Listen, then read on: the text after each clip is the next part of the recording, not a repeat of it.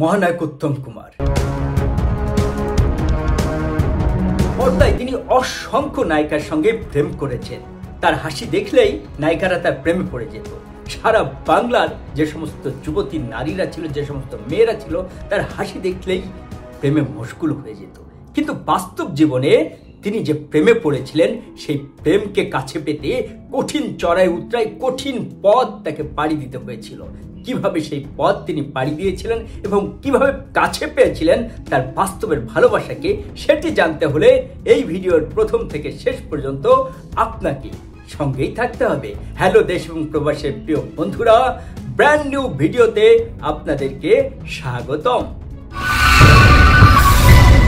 মহানায়ক উত্তম কুমার আমাদের বাংলার মানুষের কাছে অসম্ভব প্রিয় একজন মানুষ, প্রিয় একজন অভিনেতা, প্রিয় একজন নায়ক। তাকে ভালোবেসে বাংলার মানুষ নাম দিয়েছে মহানায়ক। মহানায়ক হওয়ার আগে বেকারত্বই ছিল তার কাছে একটি অভিশাপ। তিনি সিনেমার নায়ক হবেন, এটি ছিল তার কাছে বড় স্বপ্ন। সেই স্বপ্নকে বাস্তব রূপ দিতেই তিনি লড়াই করছিলেন। আর বেকার একজন মানুষ কি করবেন? তবে সেই বেকারত্বের মধ্যেও তার একটি সান্ত্বনা ছিল, সিনেমায় তিনি অভিনয় করবেন, সেই স্বপ্ন ছিল তার কাছে।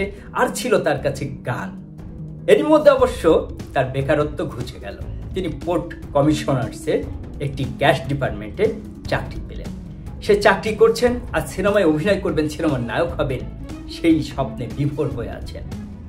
তবে তিনি চাকরি শেষে একেবারে সোজা সুবোধ বালকের মতো, সুবোধ ছেলের মতো সোজা বাড়িতে এসে বিশ্রাম নেন আর স্বপ্ন দেখেন তিনি একজন বড় নায়ক হবেন। তবে গানটাকে তিনি খুব ভালোবাসেন, গান করেন।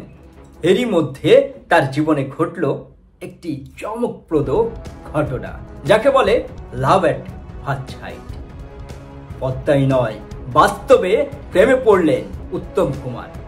তার জ্যাঠাতো বোন অন্নপূর্ণার সঙ্গে একটি মেয়েকে দেখতে পেলেন তাদের বাড়িতে। দেখেই তিনি প্রেমে পড়ে গেলেন এবং সেই মেয়েটি কিছুক্ষণ থেকেই তারপর চলে গেলেন। এরপর সেই মেয়েটির মুখ আর কোনো রকমই ভুলতে পারেন না মহানায়ক। তবে সেই অফিস করে দ্রুত বাড়িতে ফিরে আসেন। ফিরে এসে তার নিজের ঘরে অপেক্ষা করতে থাকেন এবং বিশ্রাম নেন। অপেক্ষা করতে থাকেন একটি মেয়ের জন্য। সেই মেয়েটি যদি আবার আসে তার বাড়িতে, তার জ্যাঠাতো বোনের সঙ্গে সেই অপেক্ষায় তার চলতে থাকে। কিন্তু সেই মেয়েটি আর আসে না। কয়েকদিন কেটে গেল। এর মধ্যে হঠাৎ দেখতে পেলেন যে সেই মেয়েটি আবার তাদের বাড়িতে এসেছে, তার বোনের সঙ্গে এসেছেন তার বাড়িতে। তিনি কথা বলার চেষ্টা করলেন, কিন্তু কোনোভাবেই মেয়েটির সঙ্গে কথা বলতে পারলেন না।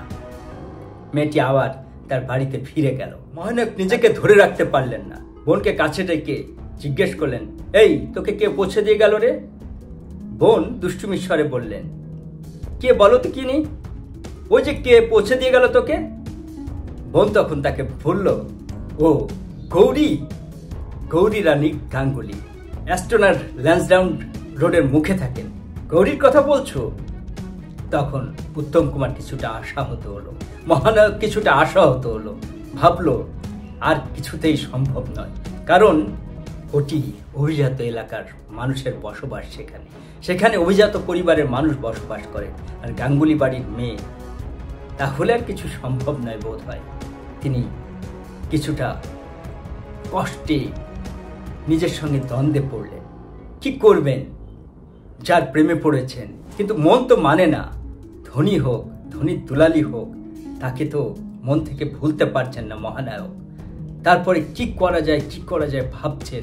এর মধ্যে বোনের কাছে জানতে পেরেছিলেন যে মেয়েটি গান ভালোবাসেন এবং গান শুনতে পছন্দ করেন, গান করেন।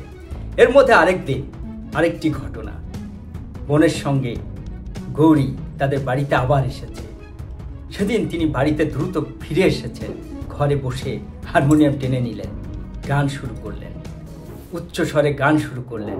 আর মনের মধ্যে একটি স্বপ্ন, যদি মেয়েটি এসে দাঁড়ায় তার দরজার সামনে।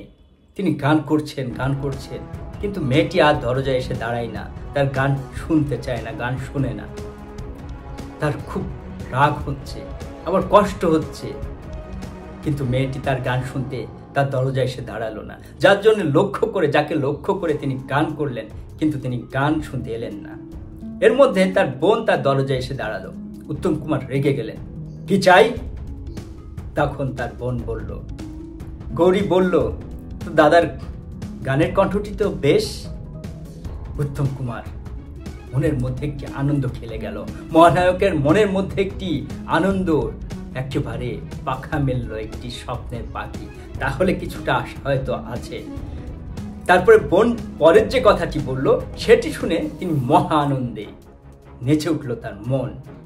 সেটি হচ্ছে, গৌরী বলেছে একদিন তো দাদার সঙ্গে আলাপ করব, দেখা করব আমি। আর মহানায়ক মহা আনন্দ পেলেন।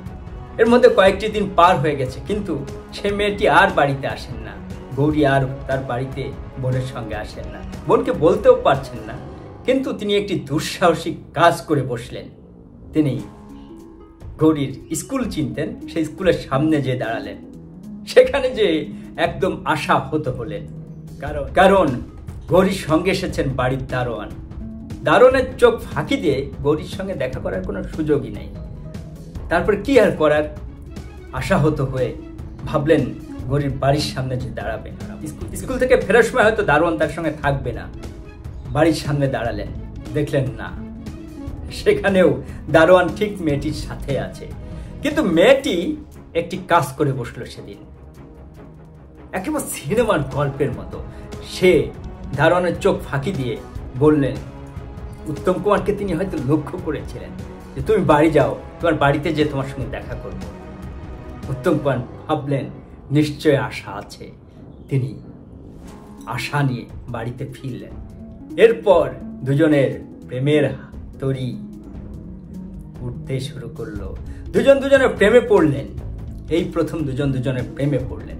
তারপর উত্তম কুমারের সামনে প্রেমই না, আরেকটি সুযোগ এসে দাঁড়ালো মহানায়কের সামনে, সেটি হচ্ছে দৃষ্টিদান। দৃষ্টিদানে অভিনয়ের সুযোগ পেলেন।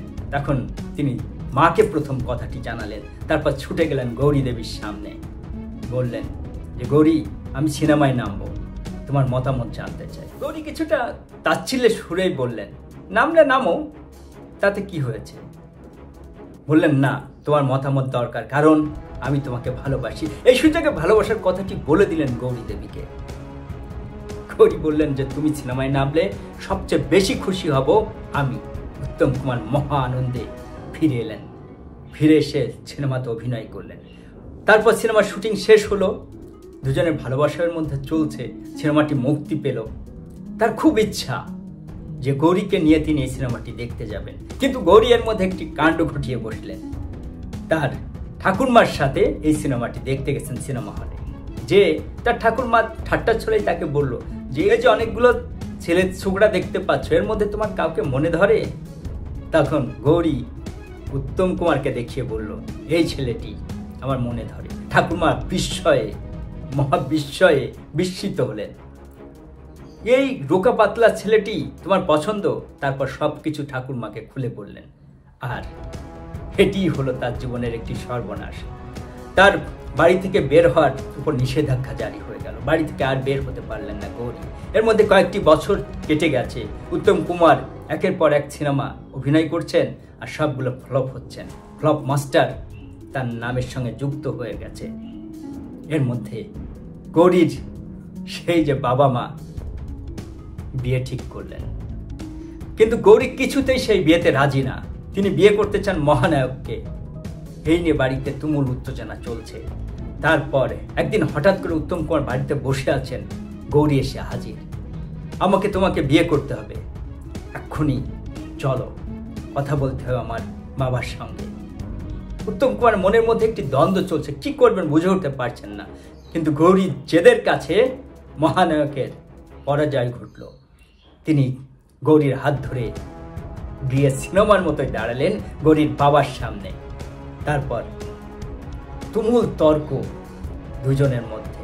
শেষমেশ উত্তম কুমার জয়ী হয়েছিল, সেটি আমরা সবাই জানি। জয় করে নিলেন গৌরী দেবীকে, গৌরী দেবীর বাবার মনকে। তারপর মহা ধুমধামে ভালোবাসাকে জয় করলেন।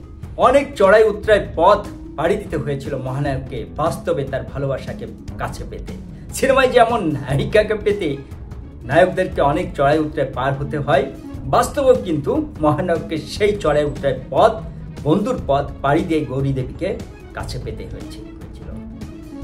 দেশ এবং প্রবাস থেকে যে সমস্ত বন্ধুরা এতক্ষণ কষ্ট করে আজকের ভিডিওর সঙ্গে যুক্ত ছিলেন 14 ফেব্রুয়ারি উপলক্ষে, ভ্যালেন্টাইন্স ডে, সেই উপলক্ষে মহানায়কের ভালোবাসার গল্প আপনাদেরকে শোনালাম। জানি না আপনাদের কেমন লেগেছে। ভালো লেগে থাকলে লাইক, শেয়ার, কমেন্ট করবেন এবং বিনোদনের নানা রকম খবর পেতে অবশ্যই আমার এই চ্যানেলটির সঙ্গেই থাকবেন। আর দেশ এবং প্রবাসে যে যেখানেই থাকুন না কেন, সবাই ভালো থাকুন, সুস্থ থাকুন এবং নিরাপদে থাকুন। আল্লাহ হাফেজ।